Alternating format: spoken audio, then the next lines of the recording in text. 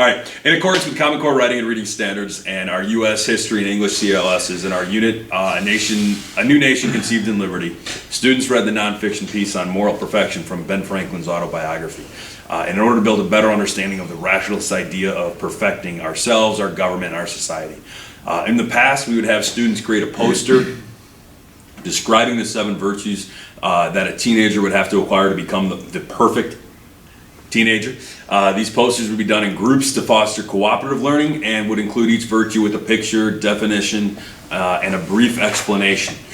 In the past, the focus was on that cooperative grouping, or learning, and the group presentation, and less on individual performance of skills and content understanding. The changes in the one-to-one classroom really affected the learning in many ways. Mm-hmm. Number of ways. First of all, it was a group presentation initially, and it changed to a much more individual style of assignment. Every student had to do their own, and so we could better assess them in that way as opposed to within a group. You can obviously have students that could hide, and it's more difficult to do that. So we could assess their skills of writing, their understanding of content, their skills of vocabulary.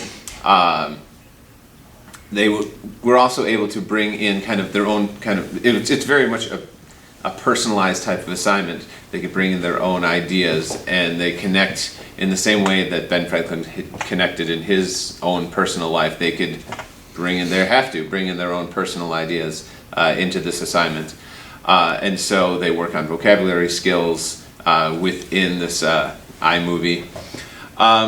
Also, with the technology, the group work was not lost, because instead of everybody working together on one project, one idea, they could expand that and share and work and help each other. And help each other out with different assignments, different pictures, different ideas. They could bounce ideas off each other. They helped each other film different scenes and different pictures. And it worked on their visual and they made the connection with this visual and auditory rhetoric, and how those pictures they were creating helped to support their own claims and their own ideas. And then they were able to, the analysis part came in, is that they then had to write a paragraph explaining their whole plan. And so the nonfiction writing was come into play, because if you ask a student a lot of times just to write a paragraph, they'll write a paragraph, most of them, but this iMovie that they created, not only were they engaged in it, but it also forced them to really plan out their whole ideas. And basically we tricked them to write an outline in that way through technology. So they planned, and they were then implemented, and they were able to explain the order of their virtues and how it connected with their life. And we got much better paragraphs and much better writing from this assignment that we had gotten in the past.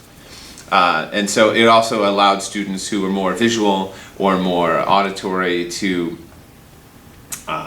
show their skills. You had students who wrote their own music, and they can incorporate that in there. Students who were very visual, and they could create these pictures that really help to support their ideas.